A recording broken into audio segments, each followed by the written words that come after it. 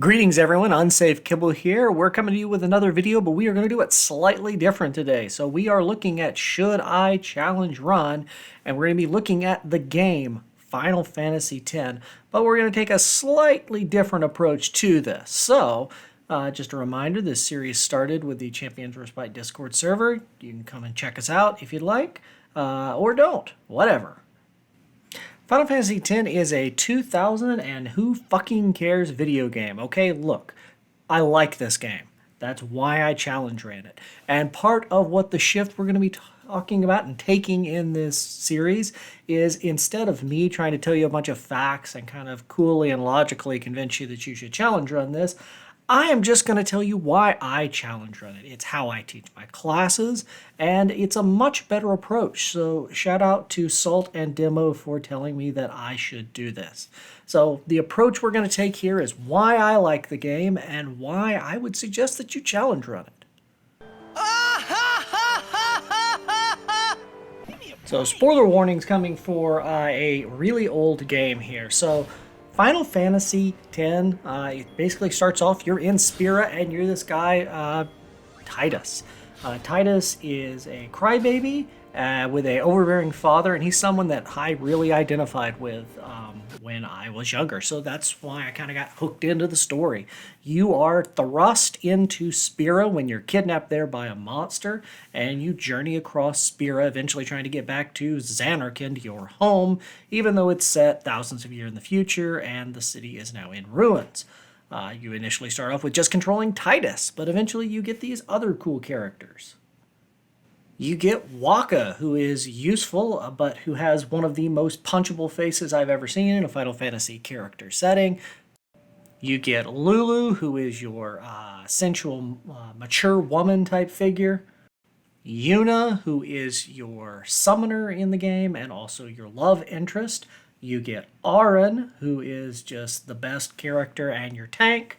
You get Kimari, who is borderline useless. And then you get Riku, who is the most OP character in the game and your thief. The story was captivating enough that it spawned a sequel in Final Fantasy X-2, and there continue to be rumors that we may get Final Fantasy X-3 sometime down the road. Many of the common Final Fantasy characteristics and tropes are here. We've got magic. We've got very powerful summons to come in and use when we are in trouble. We did get some innovation and change. Final Fantasy X alters the active turn-based battle system, which has been in place since, I believe, at least 6. It may have been 5. I haven't played 5 yet, so sue me on that one. But they replace it with a conditional turn-based system.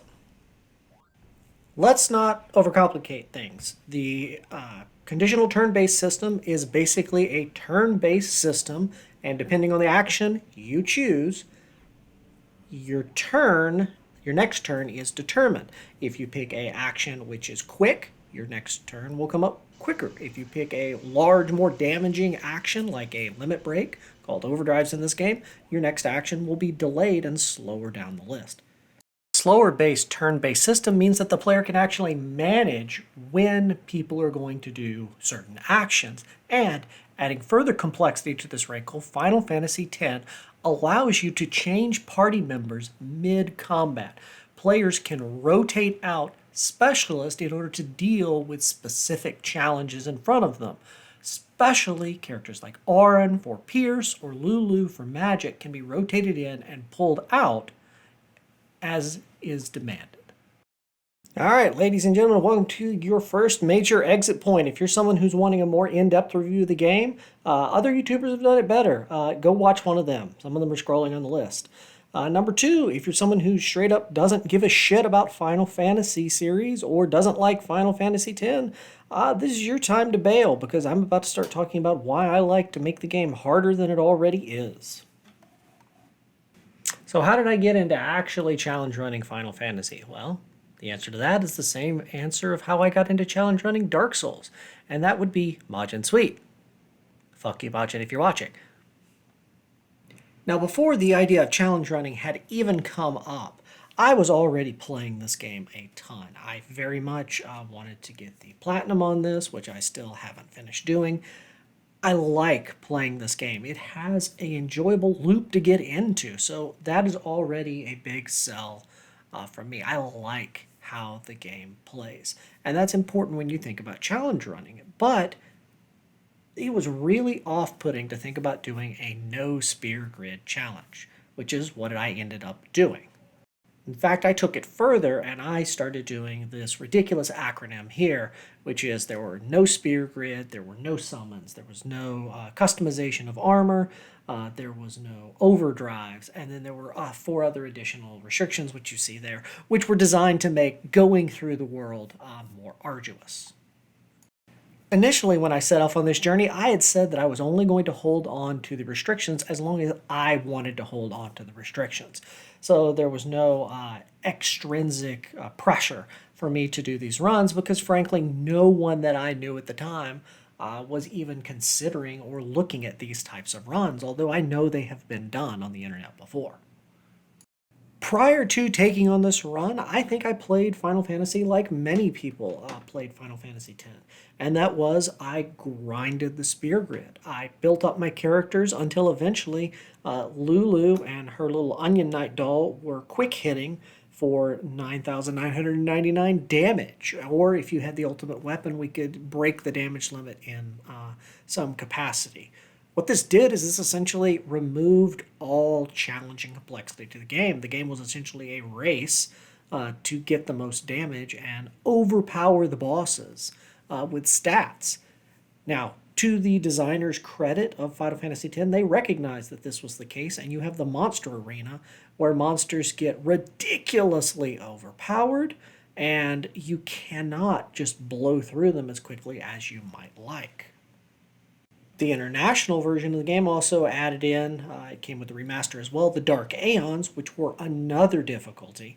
And if you are particularly prone to pain and have OCD collections issues, you can do all these mini games, which end up eating up hours of time to try to get ultimate weapons that you really don't need, but can be useful if you're trying to do everything. So No Spear Grid was a complete rethinking of how I play the game.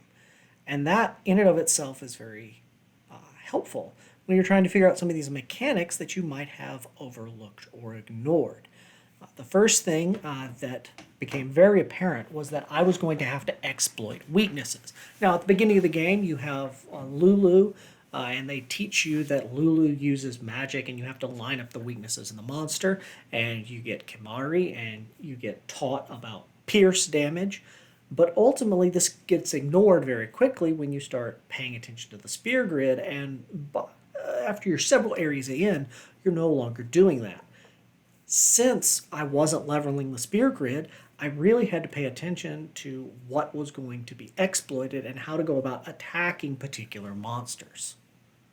Additionally, I had to simply accept that some bosses were not going to be doable. It was not going to be possible to kill Shinryu in a no spear grid challenge. No one has done it in the history of the game, so I had to let that go.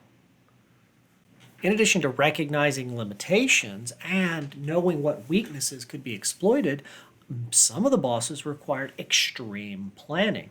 Unalesca in Xanarkand is the classic example of just how wonderfully this game is designed and just how much preparation can go into doing this type of run.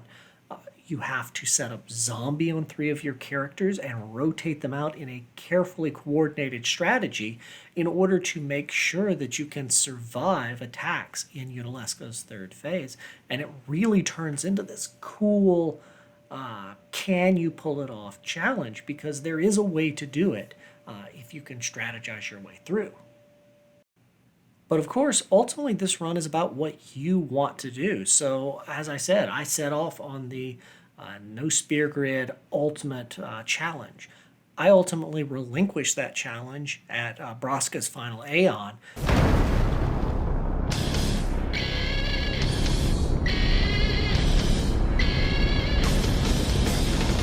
Deciding to customize 2 pieces of armor because after several weeks of trying to do it under the conditions imposed, I simply did not care to try to do that anymore. I've also started going through the Monster Arena no spear grid, but it's no spear grid conditions and not no spear grid in its purity. See, I added Bribe to Riku off the spear grid because it doesn't change any of the battles in the Monster Arena, but it saves me a lot of time farming, and I'm an adult and don't have hundreds of hours to do this. So I'm happy with the challenge on my own terms. And really, that's kind of why I suggest that you challenge run Final Fantasy X.